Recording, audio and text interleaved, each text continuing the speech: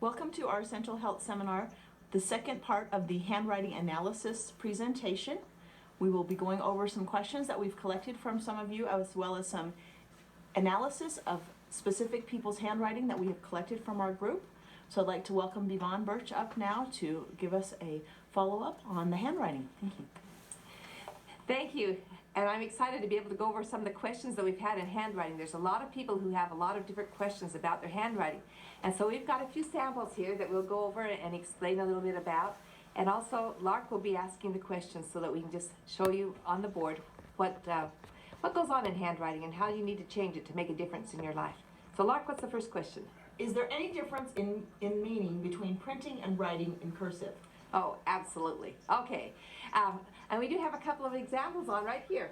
See, I have 3 people who have printed on here, and then 2 that wrote in cursive. But the main thing between printing and cursive is that the printed person doesn't like to get involved with other people. They like to do just all themselves. They like to do things their own way. And they have a hard time sometimes in relationships because their companion thinks, well, I thought they loved me, but they never say it or they never show it. And so it's a harder place to live if you print, if you're in a relationship. The other reason people print is because they want to make sure that you know that they're there and what's going on. Now this person here printed all in capital letters. This is also another hard way to live, is in all capital letters, because it's all in the emotional area. And when you have emotions going on, you have a very hard time making decisions and thinking about other things. They're in the emotional area. Let me just show you this really quickly. This is our piece of paper again. And the top one is the thinking area, the middle one is the emotion, and the bottom is the physical area. So if you keep all your emotions, all your printing, right in this, let me see, let me just write there's a lot of people who do this. Actually, a little higher than that, but a lot of people, especially teenagers, will write all their name, all the same size. That's all through the emotional area. And even if they have a Y in their letter, in their last name, they'll go down and they'll just barely get it below the line. Or an L, they'll go just up and just kind of just leave it like that. And when you put everything right through the middle zone, we call it, right through the emotional zone, there is very hard to bring in and start thinking about what's going on in your life. And also going down the physical area and getting things done. So all caps, all capital letters, keeps you right in that emotional area. Now you have to, this person happens to have made his Y, a smaller Y that goes below the line, which thank goodness he does something. He has a little bit of energy going there. But it would be much better if he'd put his letter writing in all 3 zones so that he writes, let's see, P, what do you got, photography? P-H-O-T. See, so that he can go into all 3 zones. Actually, there's 2 zones there.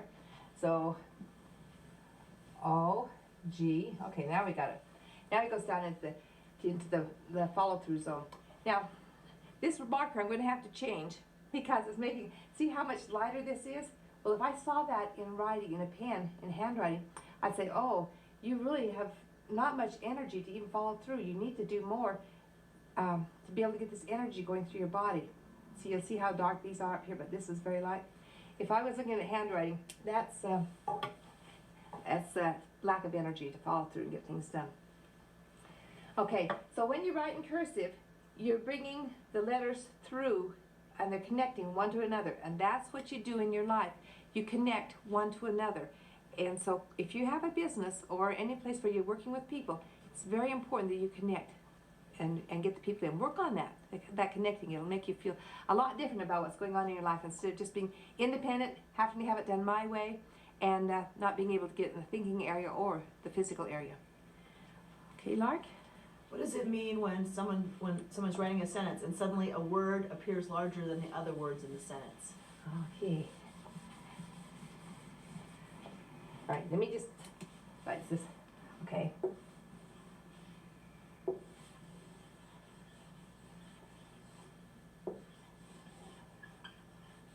Okay, see how this love is much bigger? This means that you really have some emotion behind that. You really love that person. You really love them because you've got that strong emotion, and it's something that really has a lot of meaning for you. Now, if you happen to have it smaller and you wrote somebody a letter and you said I, and then it was,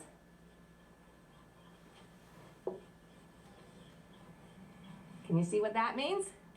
They're just saying the word. Their emotions inside of them, the subconscious really doesn't believe what they're saying.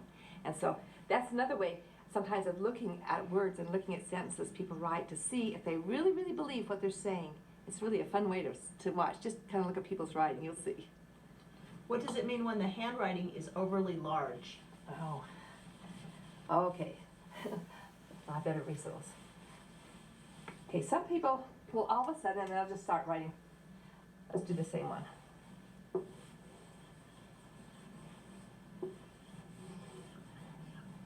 And this is on a piece of paper, so it's covering most of the paper, most of the page. This means that they want to be seen. They want people to notice that they're there, and they want to stand out. But really what's happening inside of them, they really feel inadequate. They really feel like they're just the opposite of how big they're writing. They feel very small and insecure. And so when you see people write big, give them a little bit of acknowledgement. Help them to be able to start feeling that they do have worth. What does very small handwriting indicate? Oh, okay.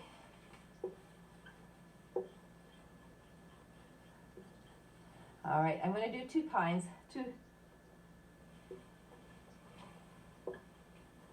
And you can try this at home because it's really fun to write large because you can just feel this bigness going and then write small. Now this is much smaller. It's in the small area.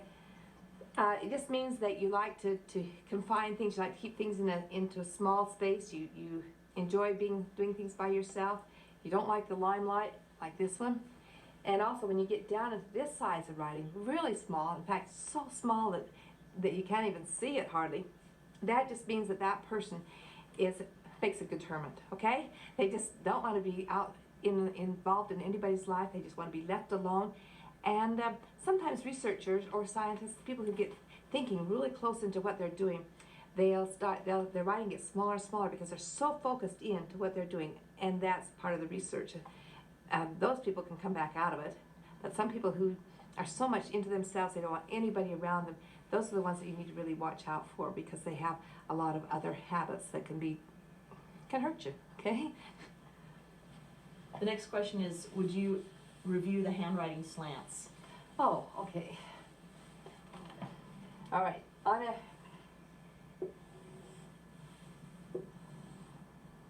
Someday I'm going to have these lines straight. Maybe this is the day. Maybe I should just get a chart, huh? Okay, straight up and down.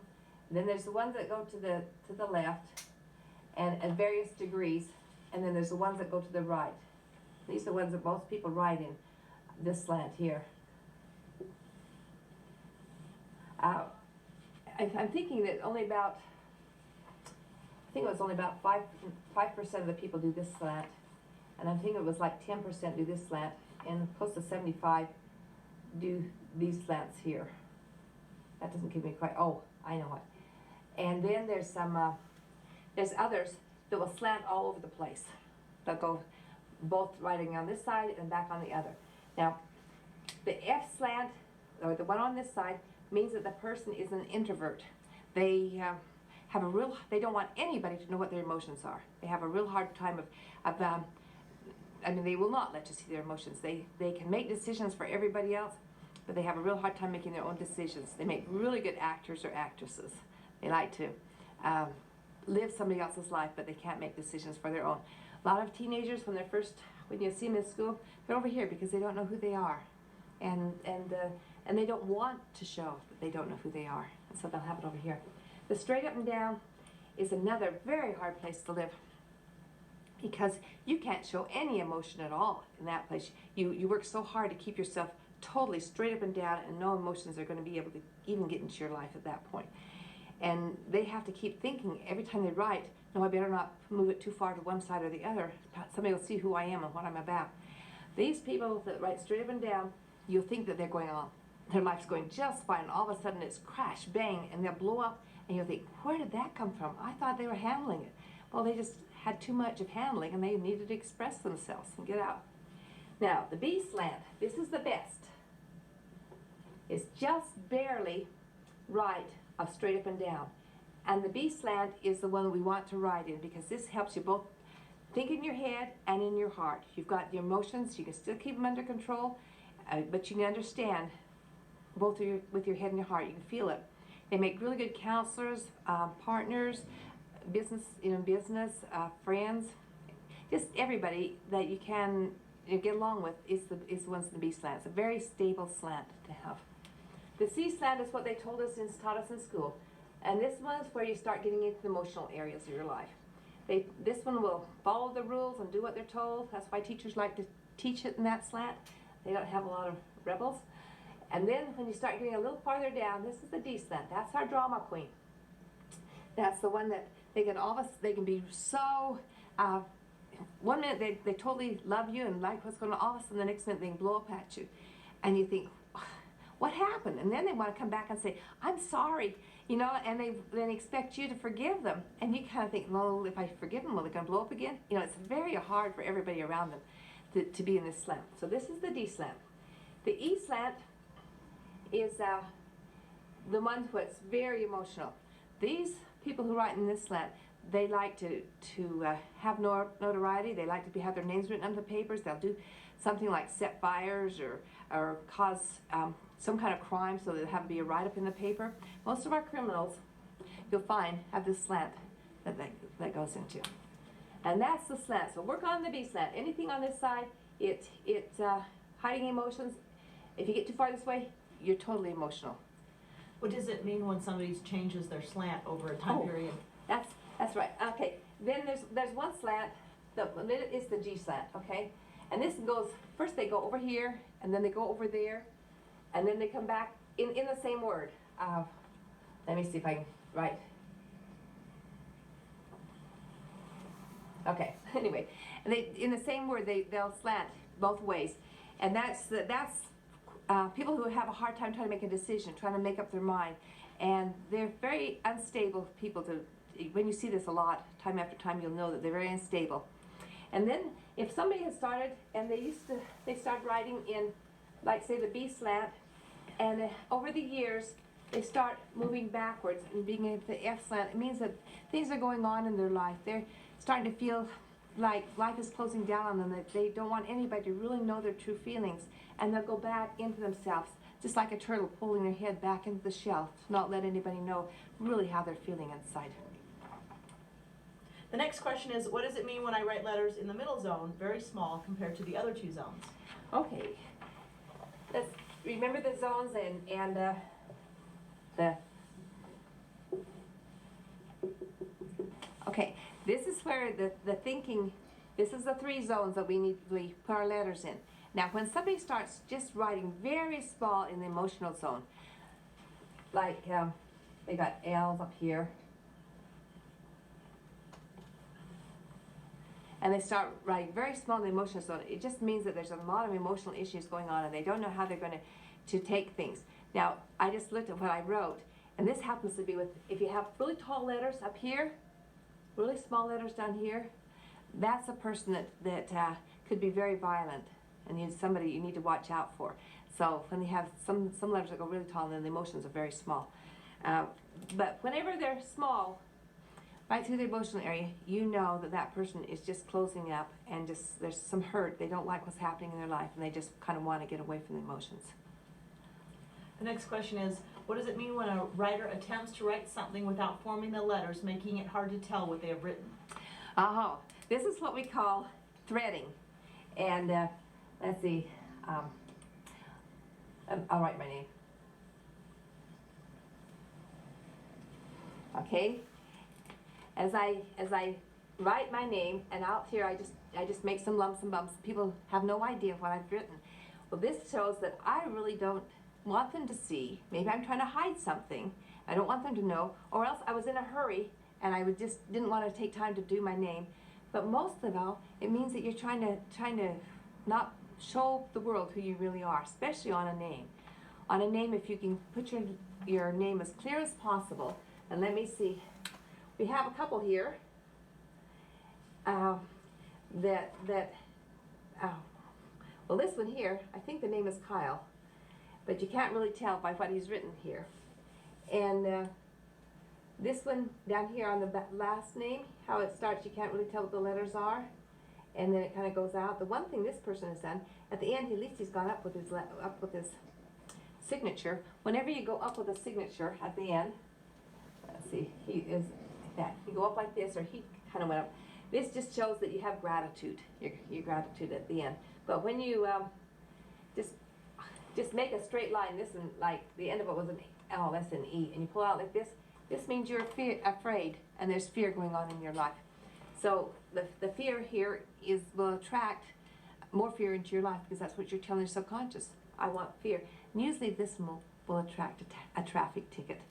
The other day I saw that in somebody's handwriting. Says, "Wow, you attract traffic tickets." And he said, "Yeah, I've had 5 in the last few days." I said, "You know what? Get the fear off of you, and you know, let it stop from coming in." So when you have threading, this and not writing who you really are, then you're trying to either hide something, or you don't want anybody to know what's going on, or you're out, especially in a hurry. But take the time to write the words out, because if you don't take the time to write the words out, how in the world is anybody supposed to even know what you're saying? And they don't want to take the time to even try to read it.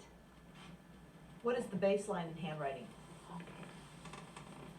Okay, the baseline is what we call the earth line, and so it's where your words are formed. If you write on a plain piece of paper, it's how you form your letters. Now, there's some people who write the baseline, and they'll write right on the line. Let's see.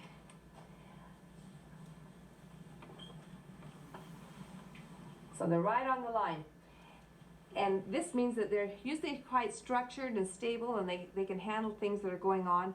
They usually have a list and know what's going to happen in their life. It's really one of those executive things. Well, it could be an executive thing that just knows what's going to be accomplished and what needs to be done. They're very efficient. Now, if you had somebody who wrote above the baseline, and the letters start going up like that, you'll think, okay, that's uphill writing, that's quite positive. And that's a little bit too high. That means they're dreaming, they're daydreaming. So if they were just writing just a little bit above the line, then you'd know that they had a positive attitude. Now, if they were writing a sentence and they had, let's see,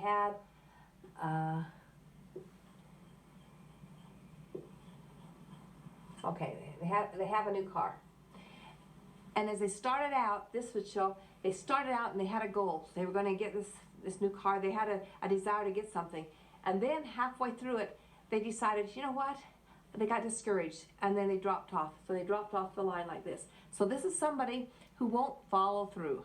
They start out, they bought the equipment to do all this new carpentry work or something in their house. And they get it all there, and then it just sits.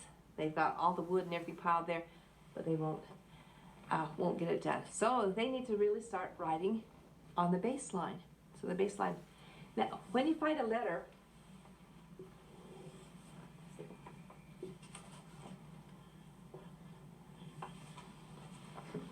Dad, when you find a letter, the letters will go down below the baseline. These people are very pessimistic. I mean, anything you say to them will be wrong. So just realize that they won't ever agree with you no matter what. They're very hard people to get along with, and so kind of I didn't say this, but kind of avoid them.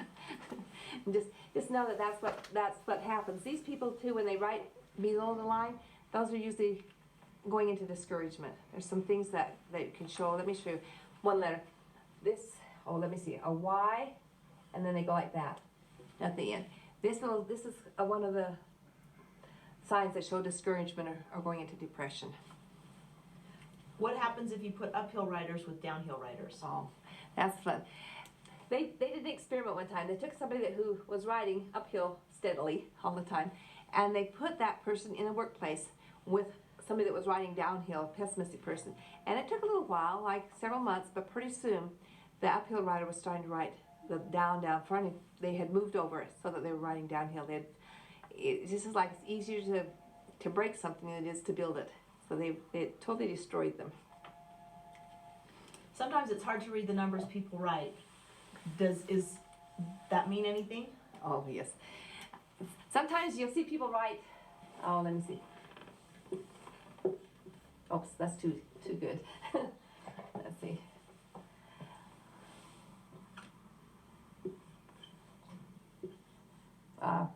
Anyway, I'm writing them too good. Sometimes, like, this is a 4, this is a 9, but sometimes you'll have a hard time over, let's see.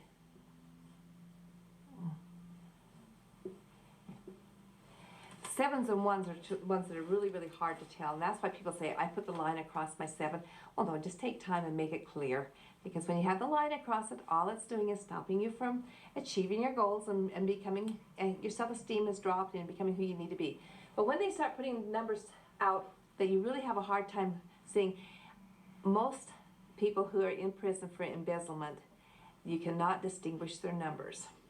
And that's what they're trying to hide something, or trying to confuse the issue, or don't want you to be able to know. Numbers are the one thing that you can always make clear. Any place in the world, people will know what you're really trying to say. So make them clear and make them like you know what you're writing and you want people to be able to read it. I write my signature squiggly so people can't forge it. Okay, we got some good ones over here. When you write your signature so that it's not readable, this shows that, first of all, you don't know who you are. You're being confused about your identity and what's going on. But it is so much easier for a forger to be able to duplicate the squiggles than it is the name written out. Like this one here is written out plain. This one, you'd have a real hard time forging that because nobody will ever think the same thing that she was thinking when she wrote the signature. When your subconscious, see, in your mind, what you write is your conscious mind. How you form the letters is the subconscious mind telling you. So nobody will ever be thinking the same thoughts she was thinking when she signed this letter. And also when you sign your letter clear and your name clear, you're really telling everybody, I know who I am and this is me. Now, sometimes you'll see people who write one way. Let me see. Okay, this one here. This is a printing, and he prints one way, and then he signs his name differently. How you sign your name is how you portray yourself in public. And so in public, he portrays himself differently than he does at home. And so to be able to get this balance, the same, he should sign his name. Actually, he needs to start writing in cursive. And then sign his name so that it's very clear and legible so that they can read it. But let me go ahead and show you right here.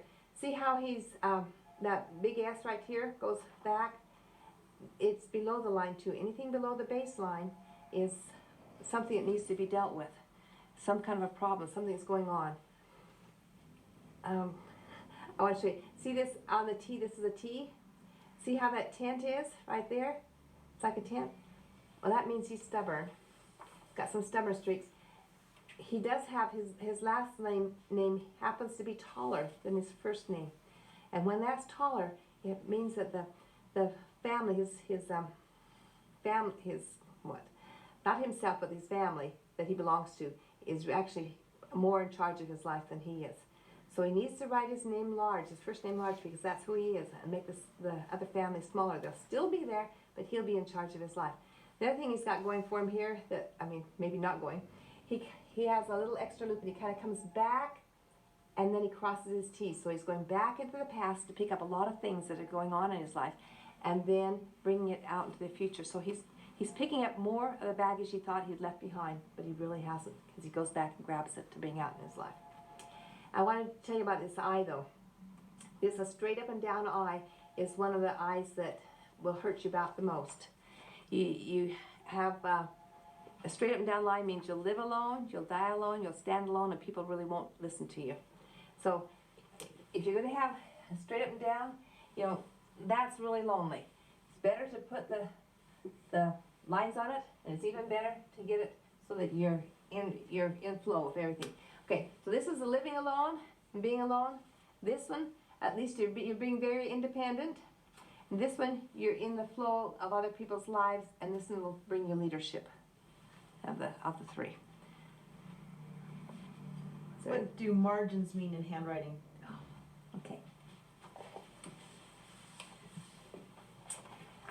Okay, margins are where we start and stop our writing, our communication with other people.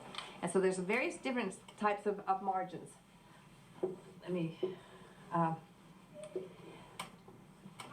in the Western world, we all have this, no matter which country you go to, we have this margin that we say we start on the left side, and we line things up on the left side. And that's just kind of a basic general rule for society, is where we do it. Well, where you line the margins up and where you start and stop the margins mean a whole lot. And I've got some samples here because I wanted to show you.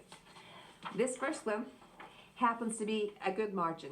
You've got evenly spaced all the way around, and this kind of a margin where you start and stop, you don't go too far over into the future. Now this side of the page is the future.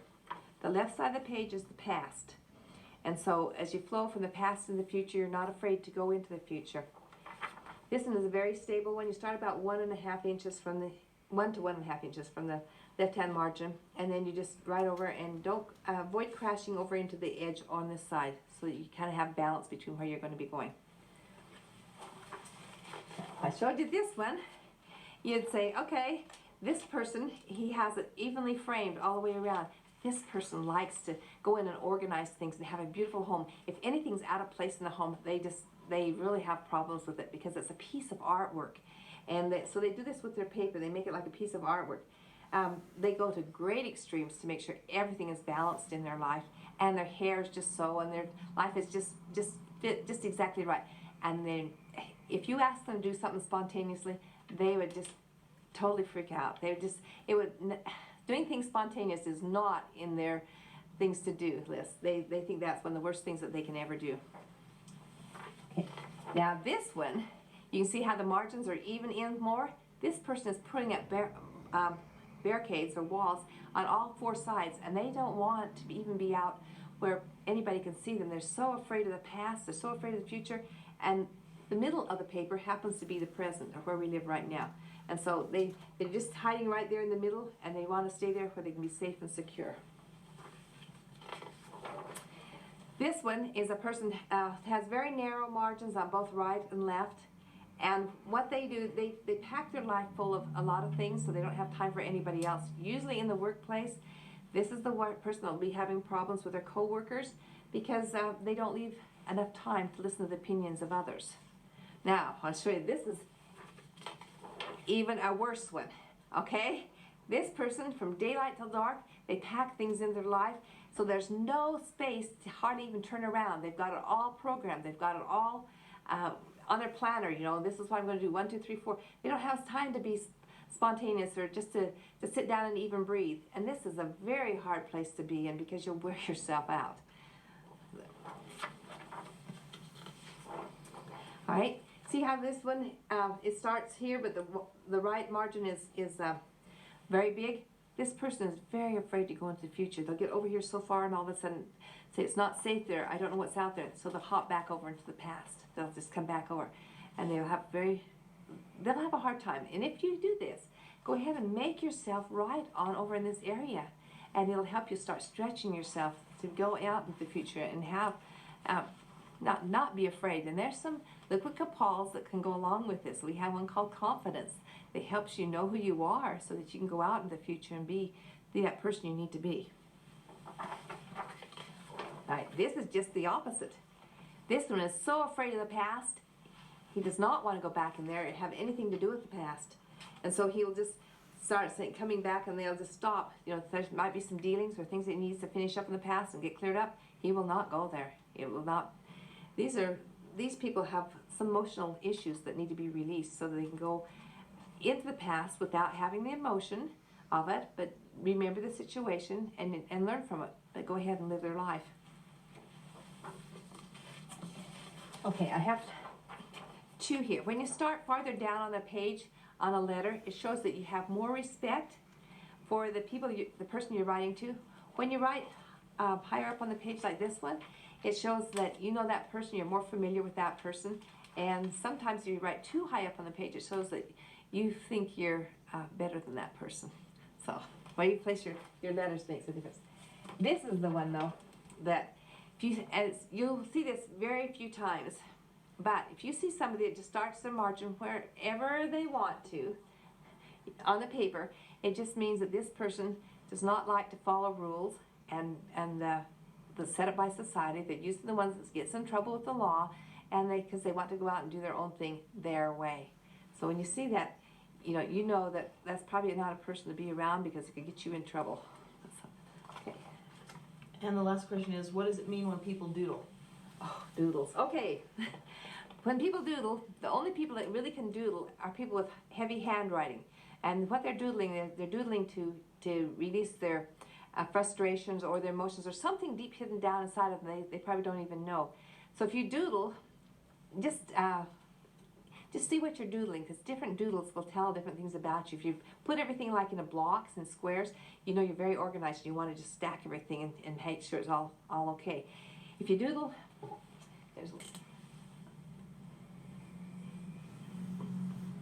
like this is a spiral coming out. This means that you were into yourself, you're finally opening up and releasing, and you're coming out into a new life. If you go the opposite way, means that you feel like you're being closed in. You cannot stand what's going on around you and what's happening. You're going to shut yourself up. You're going to go in that little shell and be protected. There's doodles, flower doodles. That's what I doodle a lot. This is my favorite doodle, guys. This is your friends around you, okay? So I doodle friends. But doodling is a really good way to let go of what's going on in your life. Now, some people even doodle on their hands and on their, you'll see kids a lot who come home, at least some of my kids used to come home with all this different work on their hands that they had taken their ballpoint pens and just drawn all sorts of things on. That's another form of doodling to release the energy. But also tattoos are a form of doodling, and it's a way of usually the people with tattoos, they are having a hard time really expressing what they're really feeling, and so they're just drawing the pictures. And if you could analyze what they're doodling on them, you'll know exactly where they are and what's happening in their lives. On the paper, you see where a person does their handwriting or their doodles. Just remember, this is the past, this is the future, this is the top is really kind of like the past. And this is going on down into like the future or your environment. But when you write on a page, you'll see. Let me show you a sample. I gave this person a full piece of paper, and I said, would you write me a sentence on it? And notice where she wrote it. Right at the very, very top. And it's like, okay, she's afraid to go into the future. There's something that's holding her back right up here in the past. And she's afraid to go forward in life.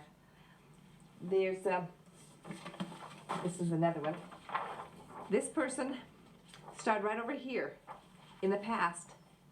These two put it right over in the future. So you just look at people's place, when you ask them to sign something, you'll see how they sign it, and you can see if they sign it in an uphill writing or in a downhill writing. It just means so much. On these, this is very interesting, because the first one I have signed this page, he signed it right up here in the past.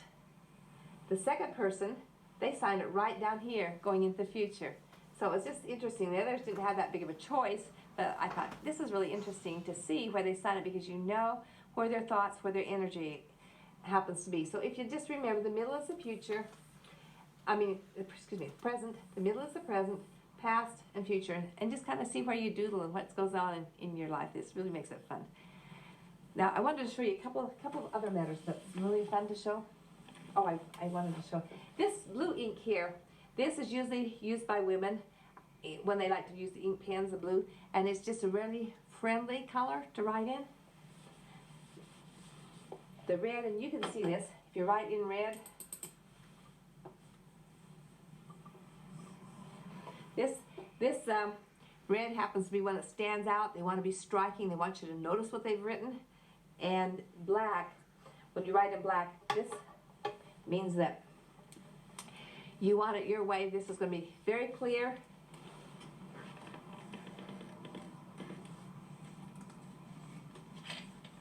And people will know what's going on. So they write it so clear that they can understand. Yeah. And then, let me just say, if black happens to be your last name, if you just underline your name like that in your signature, it helps you to stand up and say, people will start to know that you're important. If you ever take and underline your signature, it means you're really, really important. Is there any other? I think there's a couple. Oh, I wanted to show you. Whenever you put loops in your letters, oh, like this one, let me get several of them in there. Okay. This letter is saying, look at me, here I am, I want to be recognized, and yet nobody will ever recognize you. So just take it off, you don't need that. Make it into a letter like this as it comes in. This is a sense of humor. Now these bottom loops like this, whenever you put extra loops in like this, it will draw abuse to you. So take them out.